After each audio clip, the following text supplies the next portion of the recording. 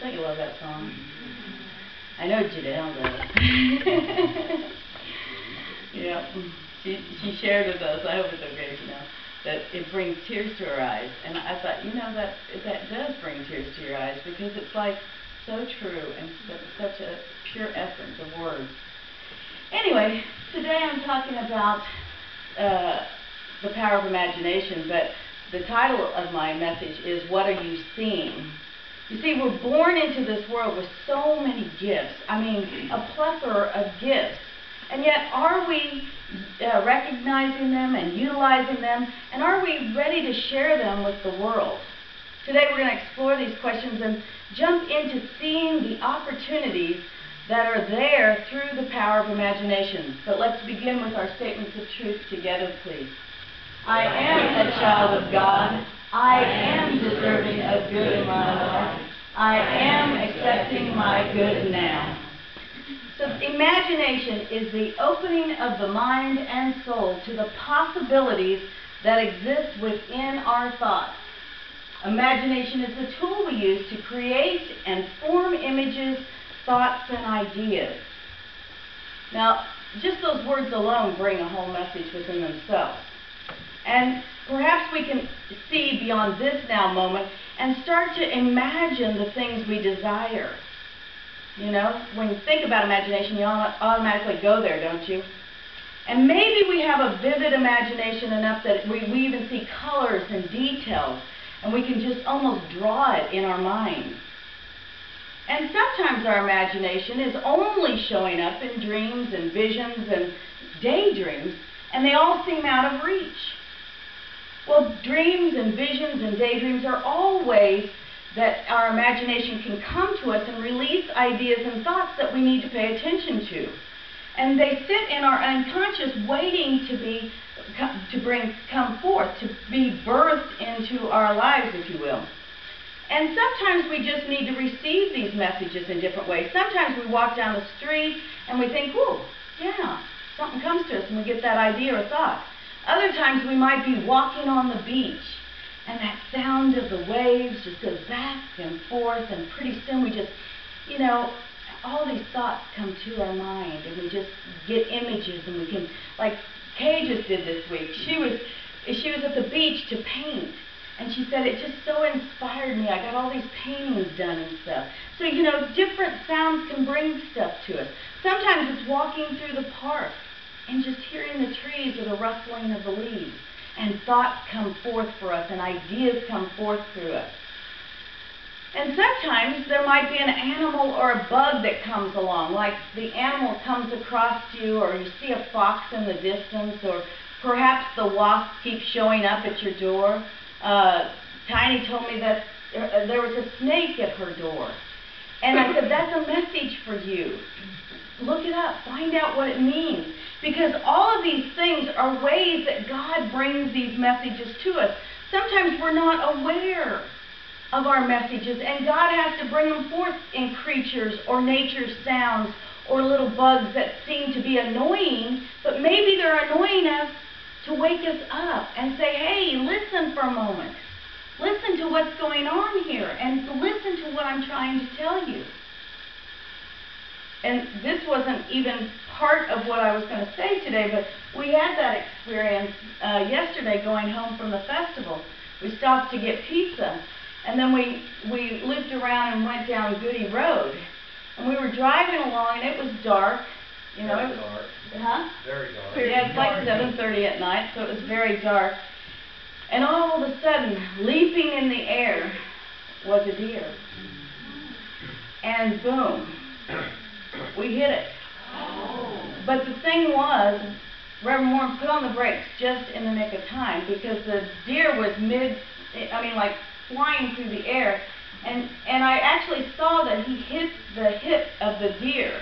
But the deer was still airborne. So the deer ran off into the bush. And of course we stopped and backed up and put the brakes on, and we got out there and we found the bits of the car that were broken off, and we could hear rustling in the bushes, and we called 911 because we didn't want the deer to suffer. But you know, the thing was that after we reflected back on, after everything happened, and it's kind of a long story, but we reflected on it and we said, well, number one, he hit the brakes right at the right time. Because had we not, it would have been in the windshield. And we were all buckled in, of course, and so nobody got hurt. And the other thing was, there was no blood. So then I was saying to Reverend Warren, I said, I think you hit its hip.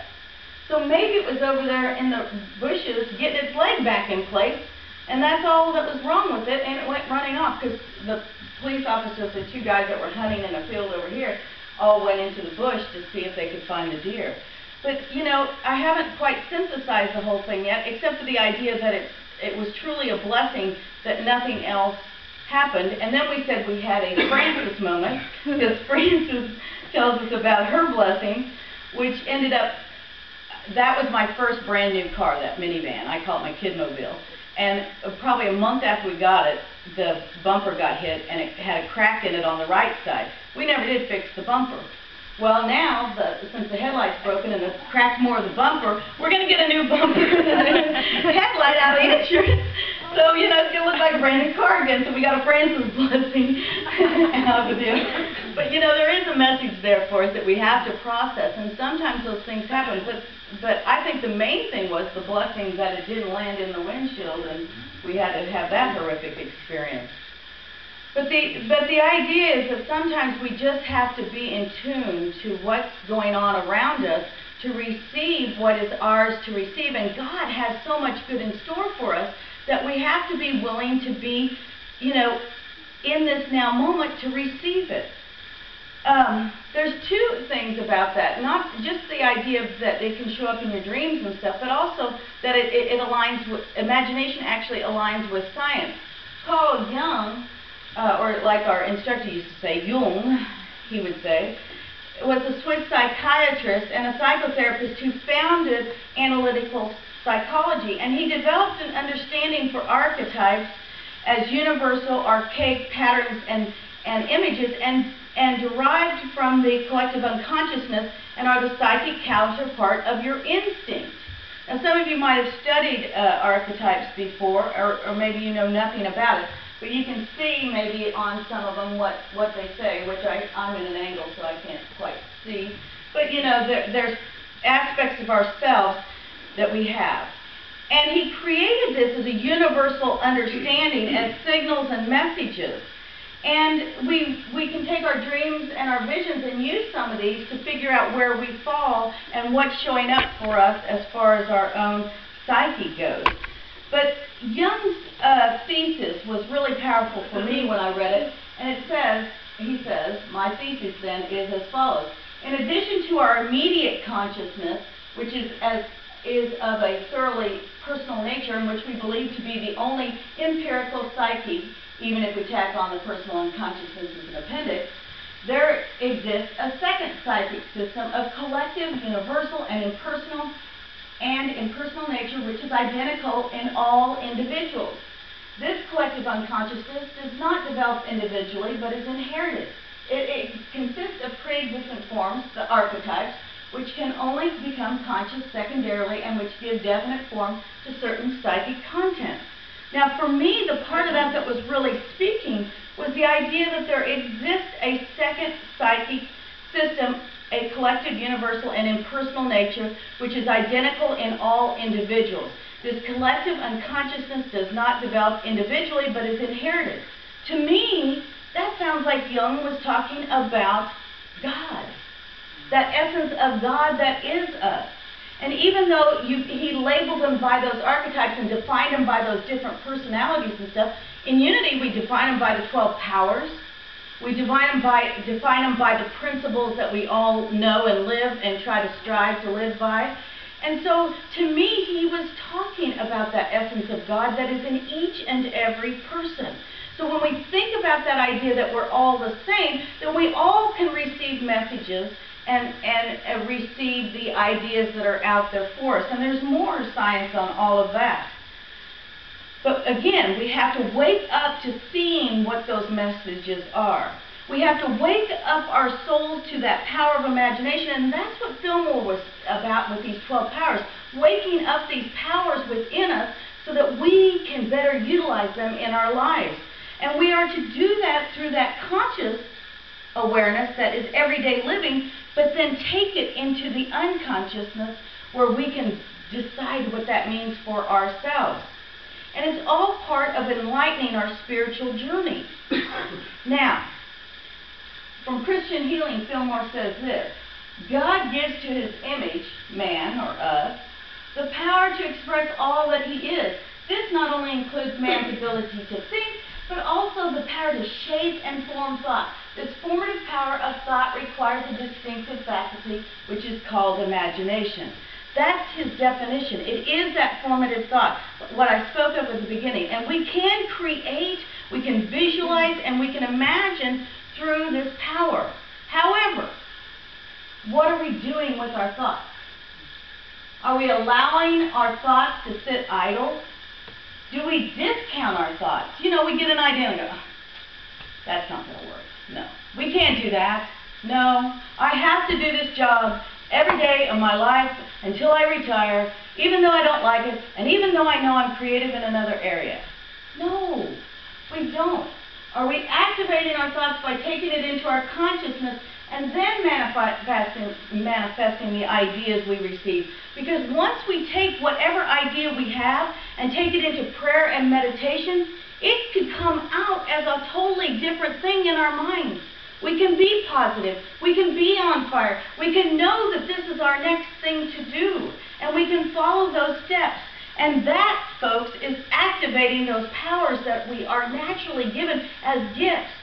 Now, the thing about it is, a few weeks ago I was talking about the idea of activating them in spirit, mind, and body. And that's so important to look at all three aspects of your nature of being and see if you are doing that.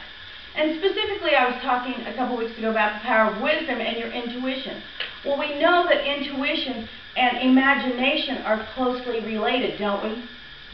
Yeah, because we know that that intuition, that knowing that we have that comes with the power of wisdom, is that thing that can drive our imagination into seeing things that we might not always see. But the question is, why do we want to activate these things? Well, we want to activate them because we know that all the ideas and thoughts that we receive form and originate in the power of imagination. Now, the idea is that well, I didn't say that, but I will. To allow the imagination to drift in daydreams never brings any, did I skip one? No. Never brings anything to pass. Ideas must be worked up into living, breathing, and thinking things. Fillmore quote. We need to do this. We need to bring it into our true manifestation. We need to bring them forth. And we do this so that we can activate those powers, so that we can be in that place of being the best we can be. Because what a person imagines she or he can do, that she or he can do. True? Yeah. I mean, it is about what you think and what you think you can do. And it's been put to test time after time after time. When we actually get our thoughts going in that direction, we can achieve what we need to achieve. But what was our last divine idea? Do you even know what it was in your mind? Do you? Yes, Pat says. Yes, very good, girl. So the thing is, like, that's what we have to be aware of. I mean, you could have had 10 divine ideas by the time you got to church here this morning. You could be having one right now. I mean, and we have to be aware of those. We have to activate that. Did we put into that divine idea into motion in our lives, or did we wait to see it as a new product on an infomercial that someone else implemented? Which I put some things in there like that Wonder File, the egg that chisels off your dead skin, and of course my favorite, the Snuggly. You know, I mean, who would have thought putting arms in a blanket could sell millions of, blankets? And somebody along the way, came up with that idea and put it into existence. And that's the thing about our imaginations. We can reap rich rewards when we activate those. We can receive so many things, money, fame, and power from manifesting these ideas. Of course, our imagination can also be frustrating and bring us much anxiety. Because if we're in that place where we are to birth a new idea, and we're holding it back, or we're discounting it, or we're saying we're not good enough, or we're thinking that we don't have that power within us, or who's going to help us, or I don't have the money, or whatever excuse or lack that you're going to put on that thing, then of course all you're going to do is get frustrated and anxious and think that there's something there that's churning and causing frustration in your life. And then what happens? It's a domino effect, folks. It just goes one thing after the other, and pretty soon everything in your life seems frustrating. But we don't have to live from that place. We can find new ways to activate those. Like I said before, we can look at the archetypes from our dreams and visions. We can go on the websites and see animal totems. Or we can look at dream interpretation on the website. Or you can come to the dream interpretation workshop next week and find some things. I love the book Animals Speak, and I found a new one out there on the used book sale that was medicine cards. And I was going through it, and of course the first card I pull out is the butterfly. So I look in the book and I see what it says. And it said the butterfly has this cycle of self-transformation. Self-transformation, a cycle of self-transformation. Doesn't that sound wonderful? Yeah. So when I read it, I thought, hey, I could adapt this for the message because it fits perfectly for a plan that we can use to help activate our power of imagination. You know, Reverend Warren and I often use ideas or I like to say how-tos, and we gather them from film or we gather them from our own experiences, whatever. But I like to use those kind of things in our messages because everybody is always looking for ways to implement principle in their life. They're always looking for ways to get ideas and activate them. And it's a continuous journey, folks. It's not something like, I'm going to give you the magic formula today and you are enlightened and ascended up to God. I mean, hopefully that'll happen for you. But, you know, it's the idea of that we are on this journey and we are learning and growing. So this is another way to implement the power of imagination. And they had some questions, and I kind of adapted them for us for this class. The first one is, are we at the egg stage? Is it just a thought or idea? Because see, the first thing we really have to do is be aware of our thoughts and ideas. Whether or not our thoughts and ideas come through dreams, visions, ideas, or the animals and creatures we engage, we have to be willing to pay attention to them. Secondly, are we at the larva stage? Do we need to decide or make a decision? You see, our imagination can be a powerful tool for making decisions because we can imagine in our minds, which I like to point here because that's where the power of imagination is, that third eye. You point there and you think to yourself, I've got to decide about this. Well, you can use the power of imagination to imagine what that could look like in your life. Does it look like this? Will it unfold that way? Maybe it'll unfold this way. Or maybe you're just not sure, so you start thinking about it and then all of a sudden something comes to you. But using the power of imagination can help you decide and make a decision for our highest good. I like to add that on there because we want to always put that as a cursor for every decision we make for the highest good, right? Because we sure don't want anything that's not the highest good. No. We've had enough of that, haven't we? Everybody that's had enough, not as the highest good, yeah. So third is, are we at the cocoon stage? Are we developing our idea or doing something to bring the idea into reality? So are we jotting down those ideas and thoughts? When we get that little intuitive thought or knowing, do we write it down? Do we tell ourselves, hey, this might be something for me to take to prayer meditation. This might be something that's going to bring me something else tomorrow or next week or maybe next year, whatever it is. Jot it down, write it down. Maybe you need to outline a plan for yourself. All of these things are ways to develop those ideas. 4. Are we at the birth stage? Are we sharing our developed or completed idea or creation? Most importantly on this one, we want to take time in prayer and meditation and allow whatever has been coming to us, whether it's the deer that we saw last night or the bug that keeps bugging you or whatever it is, take it into prayer and meditation and ask.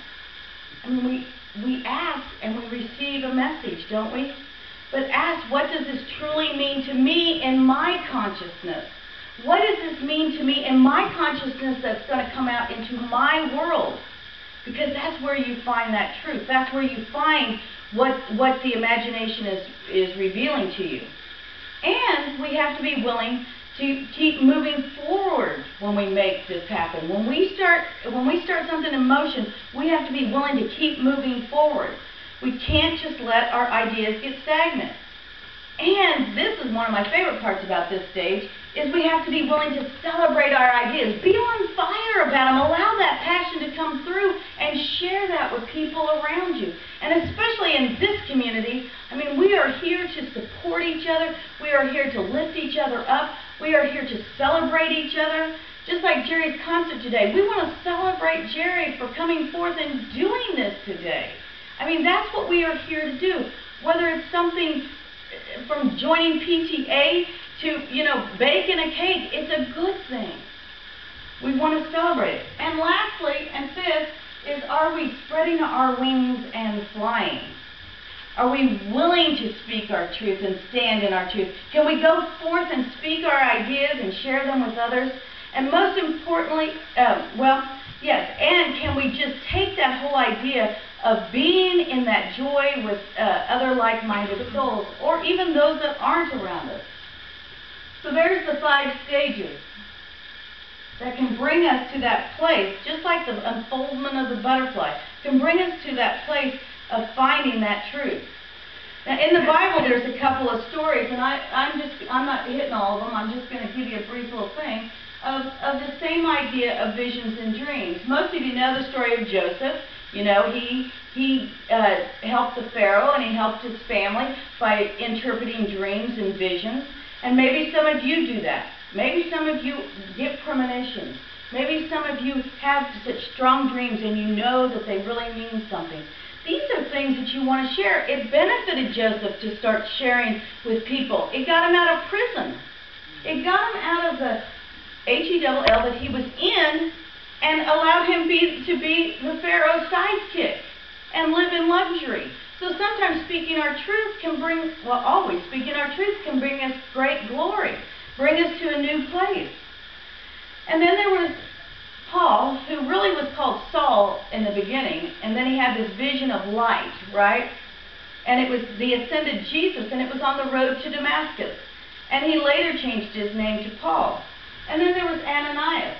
Now, Ananias isn't spoken of very much, but Ananias had the same experience as Saul, who later became Paul, except nobody really talks about him that much. And yet he was the one that when Jesus came to him, the ascended Jesus came to him and said, hey, I want you to go heal Saul and tell him his new name's Paul and take away his blindness. And he was like, you got to be kidding me. This guy's a mean guy. He deserves everything he got. And they said, and then Jesus said, well, that's what I want you to do. And he goes, oh, okay, you want me to do it? I'll go do it. He didn't argue. He didn't end up in blindness because he listened to the message and went and did it. Now, there's a big difference between Ananias and Saul. The difference was the receptivity of the message. And that's the same thing for us. When we are receptive to our messages, we will get blessings. I had a road to Damascus story to share with you that happened to me a number of years ago. And I kind of shared some of this before. But it was the first time I really ever felt the oneness of God. And you see, it was really the first time I ever felt like I really went to into meditation, too. Because believe me, I sat in church for years, probably 10 years, sitting there every Sunday doing meditation thinking, I'm not going to meditation. I'm thinking about groceries, I'm thinking about lunch, I'm thinking, all the things I had to do. Yeah, I'm thinking one of these days I'm going to have a breakthrough and I'm going to really meditate. But I kept trying, I kept trying. And I went to a service, and the gal was talking about the voice, the minister, a good friend of ours. And she was talking about the void and the vastness of God. And for some reason, that particular day, I went into meditation. And I felt the oneness of God. And when I tell this, I just get goosebumps because it was like God was hugging me from the inside out. And it was such a glorious feeling, and it was so moving. And I got out of meditation, and I just went up to her and I said, oh my gosh, Reverend Kitty, this is the first time I ever felt the oneness of God, that I ever felt like I had really been in meditation, in that oneness. And it was so powerful. Well, we were out of town, and we left the next morning to go back home. And it was a 3-hour drive. 3 is significant, because that's a biblical number. Anyway, by the time I got home, I was so ill. I mean, I was just sicker than a dog, and I climbed into bed and put the covers over my head, and I was there for 3 days. I mean, I don't even remember going to the bathroom, ever eating anything. I was just sick. I mean, there was no getting around it. It was a bad experience.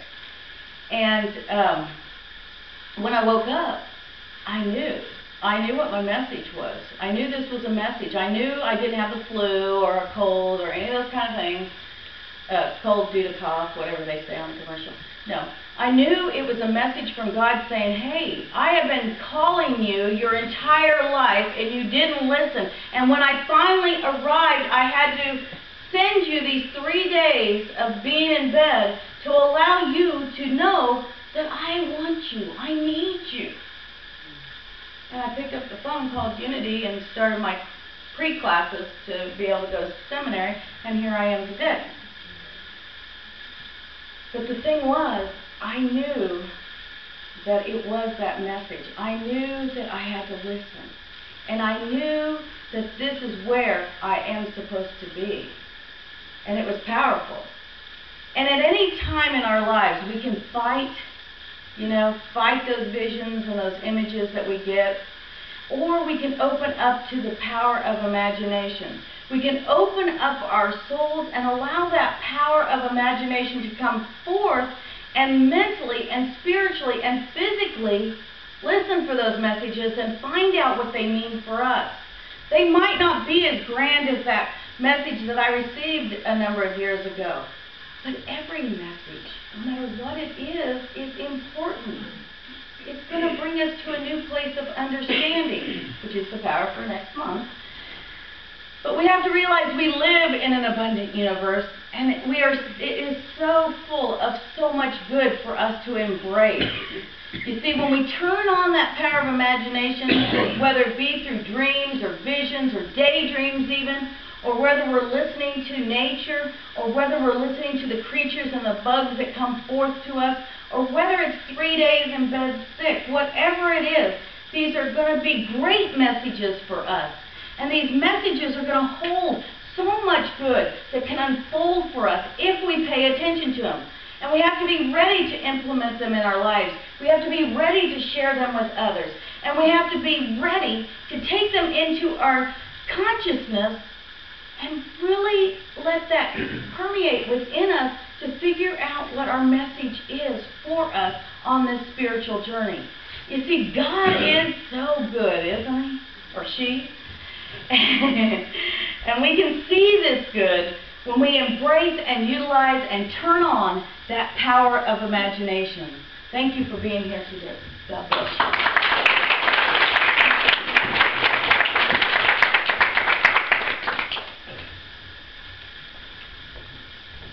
Ladies and gentlemen, Harry Hesselman.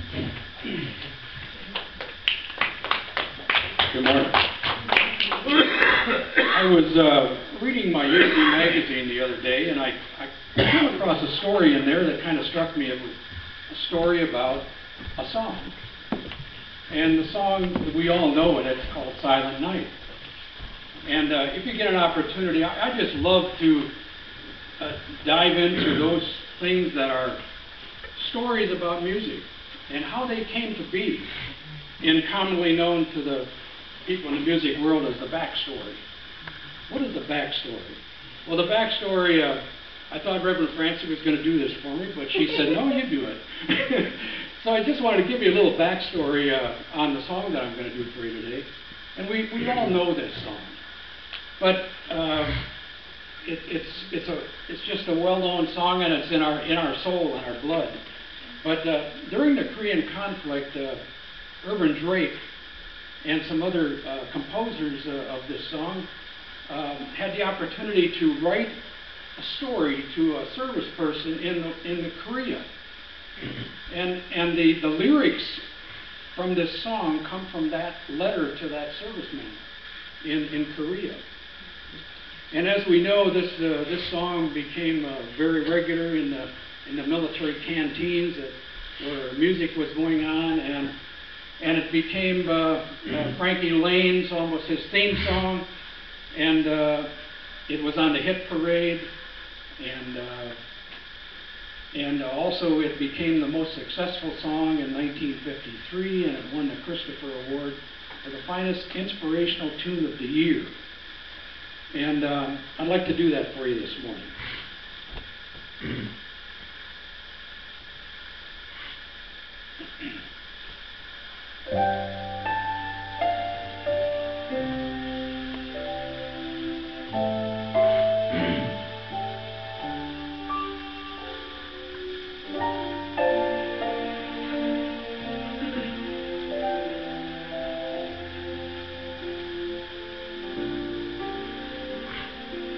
I believe for every drop of rain that falls, a flower grows.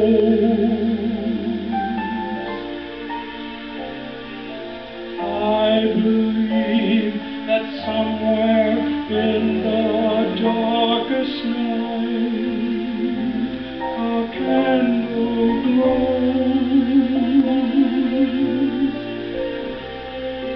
I believe for everyone who goes astray, someone will come to show the way.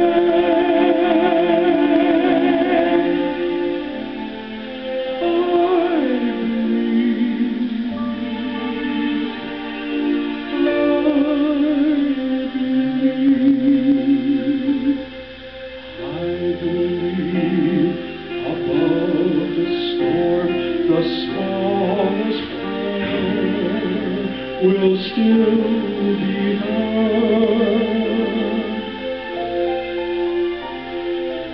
I believe that someone in the grave somewhere hears